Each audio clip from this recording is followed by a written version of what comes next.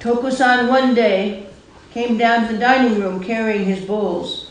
Seppo said, "Old master, the bell has not rung, and the drum has not yet been struck. Where are you going with your bowls?" Tokusan at once turned back to his room. Seppo told this incident to Ganto, who remarked, "Great master though he is, Tokusan has not yet grasped the last word of Zen." Hearing of it, Tokusan sent his attendant to call Ganto in and asked, "Do you not approve of me?" Ganto whispered his reply to him. Tokusan was satisfied and silent. The next day, Tokusan appeared on the rostrum. Sure enough, his talk was different from the usual ones. Ganto came in front of the monastery, laughed heartily, clapping his hands and said, "What a great joy it is! The old master has now grasped the last word of Zen. From now on, nobody in the world can ever make light of him." Yesterday we had the koan of Master Hyakujo, and this will bring us, with all of the rest of the koans this week, to the finishing of the 48 cases of the Mumonkan. We did not do them in order, but in a particularly selected way, because even in the Blue Cliff Records or the Mumonkan, and all of the 1,700 koans that it is said there are, why do we need so many? It is because there is such a great variety of kinds of teaching of the essences of Zen. Probably most people who come here barely believe they will ever complete this thing called Zen training. There are many doing Zazen to be able to sit quietly. But there are also some who find something unique here, while others may just feel their legs deep pain. Many people may retire from a job or a company in society, but in the world of Zen, there is no retirement moment. The most people stop sitting.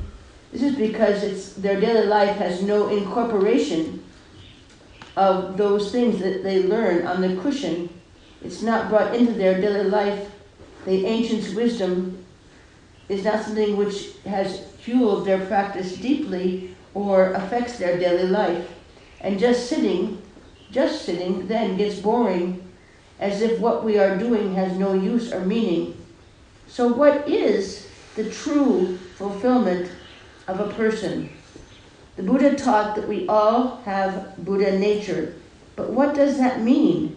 We somehow feel we know what this means. Somehow we read books about the ancients and their records, but we rarely have any sense that we truly actually understand what is really being said in those abstruse books. In the Mumonkan, there are some that we think are more accessible, easier to understand, and those are the ones he has taught us first from these 48 cases. So now we have those more abstruse cases that are left to the end.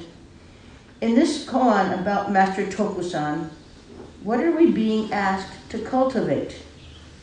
And without knowing that, his talking is all wasted. There are several categories of what it is that koans teach, beginning with the first one, where we are able to let go of our small self-centeredness, and see what we actually are beyond that, to experience that directly. Following that, we have the koans that teach us how to use that experience of letting go of our small self.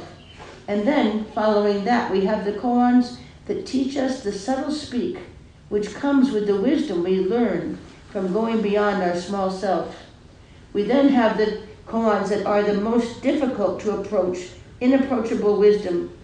And after that, we have the koans which rework that and let us see those all from yet a different place. And finally, we have those koans of the last word. In school levels as well, there are levels such as first grade to finishing college. The first koans are for realizing that human character that loves all beings equally, letting go of all of our positions such as we often hold in society, and realize how much we are all the same nature, that same nature which is also the same nature as the Buddha, and seeing how we can be in mutual oneness with all of those in the world. And then the koans that follow that, the functioning koans, help us to know how to take that state of mind with that deep love for all beings and that mutual oneness and give it life in our everyday activity. Finally, we have those koans, the most difficult ones to encounter, impossible to approach, don't know how to get a hand on them. And this is a chance so we do not get stale and assume that we have understood anything with the previous koans. The next level to the uncovering of our own inner level of ever-deepening understanding. Most people probably think they have no connection to any of these koans, while those are infinite resources left by our ancestors, the ancients, to enrich and unfold our true and deepest human character, not the mental and intellectual version only, not just ideas that our intellect has picked up somewhere. These deepening resources of being human have to be cultivated together with that intellectual understanding, or we stand at the gate, only stand at the gate, and never get to go in and see the depth of what is inside of us truly. So what does a mature and well-cultivated state of mind look like? In our minds, when they're deepening, we actually never retire. It is like a person who is in arts or making something or music. It is always not enough yet, not enough yet. There's more to it, there's more to it, not enough yet. There is no graduation in our deepening, in our state of mind. And that is true in the realization of the wisdom of the koans as well. When they refer to that last word, it is when we have realized to our fullest possibility and potential. The phrase of the last word also can refer to our last words spoken or given before dying. Although how few there are who deepen to this degree, it is not a planned or a given or a decided level of some kind. It is the continual letting go of this ego's slavery and realizing the great wonder and joy of experiencing our true and original nature in a way that is not in any way different than that realization of the Buddha. To experience that, realize that, and then how do we use it? If not that, if there's not a using that to it, then we are stealing away other people's freedom and creativity. It has to be in harmony with a person's realization. There has to be a definiteness and a way of giving life to it where we are not crippled by the fear of coming to the end of a life, but more and more realize how much potential there is in truly deepening in the way of the ancients who struggled and realized these resources, and we become able to know their very state of mind. Hakuin Zenji began his practice at the young age of 19. At 24, he broke through freely. After that, he met a very advanced teacher, Dokyo Eitan Zenji, who skillfully took away all of Hakuin's idea that he understood anything and took away all of his depth of state of mind. And then, when he was no longer conceited about that, from then Hakuin really began to experience and receive that great teaching of Dokyo Eitan Zenji on how to actually give life to the experiences he's had in his breaking through in order for all people to end their suffering. Following that, one day when Master Hakuin was reading the Lotus Sutra, he came even further to know the true meaningfulness of the sutras, which he had read always but never truly understood. And from that time on until he was 80 years old, he continued clarifying and cultivating his state of mind without a pause. 80 years old, hard to imagine in this society where we are all retiring 30 years before that. But we cannot leave our human character's development half-baked. That's not what we are alive for. The whole collection of the 5,089 sutras, it's hard to find time in one lifetime to read all of them, and yet Togano, Nyoe Shoin of Togano, read all of the sutras 4 times. If there are things that we have not yet read and understood in this life, we must be motivated to be urgently trying to know all of these things, not just for ourselves, but for all people, so we can be able to continue learning. And this is the same in today's case as well. This is why he is bringing it up, to see how we can't ever stop maturing and deepening our human character. Master Tokusan is here, one who was very famous. Everyone has heard of him. He's the one who said, 30 blows if you speak and 30 blows if you don't speak. And for this, we have the same teaching from Master Rinzai of his great shout, and of other masters. Master Tokusan was very famous to this degree, and these were their aids to their functioning of waking all people. In the koan here, Tokusan comes down to the tenzo, next to the dining room, probably in order to have his meal. In the original text, it is written that the preparations were not yet complete that day, but Tokusan had come down at the usual correct time. Seppo, the tenzo that day, said to him, "Oh, master, the bell has not rung, and the drum has not yet been struck. Where are you going with your bowls? What are you doing? The bells and drum have not even been rung yet." And this powerful master, who gave the great saying of, "You'll be hit if you speak 30 blows, you'll be hit if you don't speak 30 blows," quietly returned to his quarters. After that, Seppo talked to his fellow monk and friend Ganto and told him how their teacher had come down way before the meal was even announced by the meal announcing instruments, and then had gone, and he sent him back to his rooms with his bowls, and how Seppo had told him that he shouldn't be there before those things had gone, and how glad and excited he was that he had been able to boss his teacher around that way. And his close friend Ganto then said, "Well, you know, clearly," and he said this in a loud voice, "that Master Tokusan, he still doesn't know the last word." Their various characters matter here. Ganto was very sharp, and he was very strong in his way of expressing. Seppo was slow but steady, and Master Tokusan was a deeply awakened true master. Seppo really had not quite gotten this yet. Master Tokusan was widely cultivated and of deep wisdom, with all of his edges already rounded, and it's hard to imagine the depth of wisdom. Seppo thought what he had said to Master Tokusan was very sharp and appropriate. He was still young, uncultivated, saying that Master Tokusan was not yet fulfilled or complete, even though at this time he was in his last years of his 80s. He had deepest wisdom, but Seppo was so green he thought that he had told him off.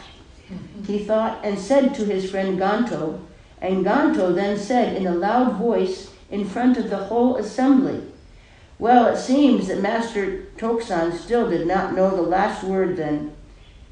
He should have been able to respond sharply, and he didn't respond to Seppo in that way." The whole assembly heard this comment, and so did the master. Master Tokusan heard about this, and he called Ganto, who had said this, into his room. Ganto was called to the room of Master Tokusan, and Tokusan asked him, "Do you not approve of me?" And Ganto whispered in his ear. Ganto whispered his reply to him. Tokusan was satisfied and silent. The next day, Tokusan appeared on the rostrum. Sure enough, his talk was different from the usual ones. Ganto came in front of the monastery, laughed heartily, clapping his hands. He said, "What a great joy it is. The old master has now grasped the last word of Zen. From now on, nobody in the world can ever make light of him." This is not at all teaching us about Master Tokusan. but rather about the monk Seppo, who had misread Master Tokusan completely. He hadn't even begun to see his well-ripened state of mind. And in the case 51 of the Blue Cliff Records, we have a case where Seppo, when he was abbot then, opened a door, the temple's gate, when two monks came. And when he saw them, he ran out with his arms wide open and he said, "What is this?" And the two monks did not respond with a mental, noisy answer, but instead they opened their arms widely in the same way that Master Seppo was doing. Once Seppo also gave the great koan where he said, "I roll this whole universe into a small grain of rice. I blow and it disappears." The rice grain. Where did it go? Where is this rice grain gone? Send everyone. Bang the drum. Make the instruments go. Everyone, look for where did that rice grain go? Seppo is telling his own experience of the whole assembly. You all have to realize to this point as well, where everything is rolled together and the universe becomes like a small grain of rice. Seppo was deeply experienced, and he was able to, in this way, share and teach true nature. But when the two monks were only imitating opening of the arms, they were not truly coming from a creative, true place. Seppo simply, at that moment, bowed his head, closed the gate, and went inside. The monks thought they had won, but Seppo, like Tokusan, simply bowed and went inside. He had learned from Master Tokusan this well-ripened functioning. Bowing, he completely ignored the two monks. When some monks came to Ganto, coming from Seppo, Ganto asked them what Seppo had said, and they answered to him, "Oh, I forgot to tell Ganto that last word." He could not understand how the great Master Seppo would not understand the last word.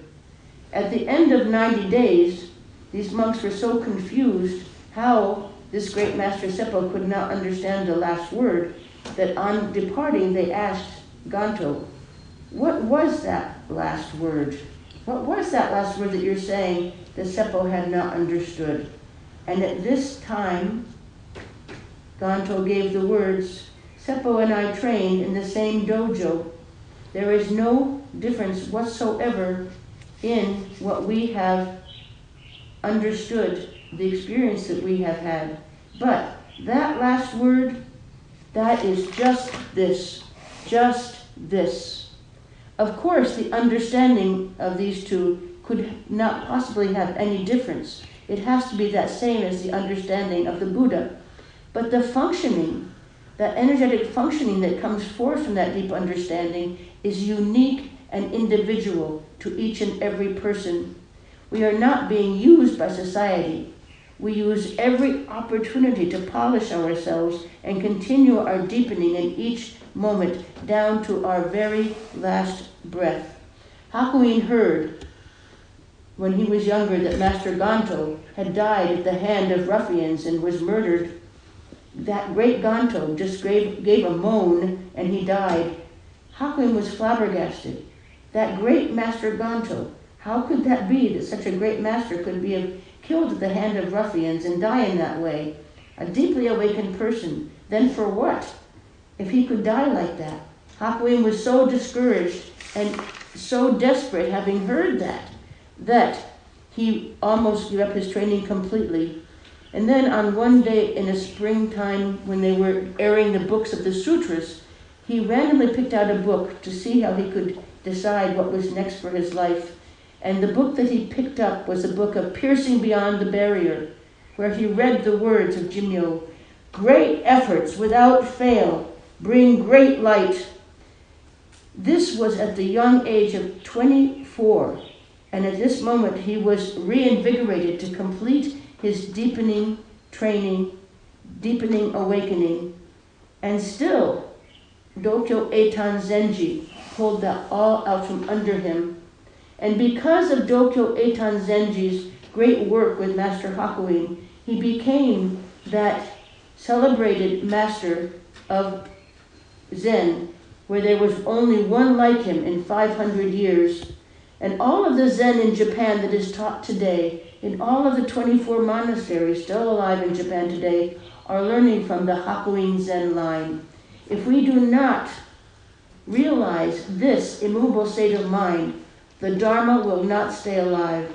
Still, this leaves the powerful question, how do we keep this Dharma alive? This cannot be considered only vaguely, because it is not for our own personal good. It's not for our own good fortune, but for all of those to come. And for that, every drop of cultivation, every drop of realizing more deeply is very important, because it is not about just keeping rules alive. It is about that essence and cultivating wisdom and true experience that goes from one vessel to the next vessel. But it has to be true and actual experience. And for that, this is why people have to be able to see why a koan about what Master Tokusan is teaching here is so important. Very strict commentary. As for the last word of Zen, neither Ganto nor Tokusan has ever heard of it, even in a dream. If I examine it carefully, they are like puppets on a shelf. Tokusan and Ganto were like dancing puppets. Can Buddhism actually be taught by something like what they were doing? But they had no such mental ideas about this either. In fact, it was about Ganto, who wholeheartedly wanted to teach Seppo. But no matter what else can be said, we have to all cut through to that root of all of the dualism and realize that true nature of all of humankind. If we are going to do Zazen, it cannot be formalized, it cannot be ritualized, done by just a pose. We have to make efforts until we truly realize that true nature directly. Our true nature is no nature. Giving up on idle speculation, we give life to our awakening in society. We are born into this precious life. In order to be able to realize this, to be able to have this realization of our true nature, and then to give this to all beings as a source of a way to liberate their clarity of mind.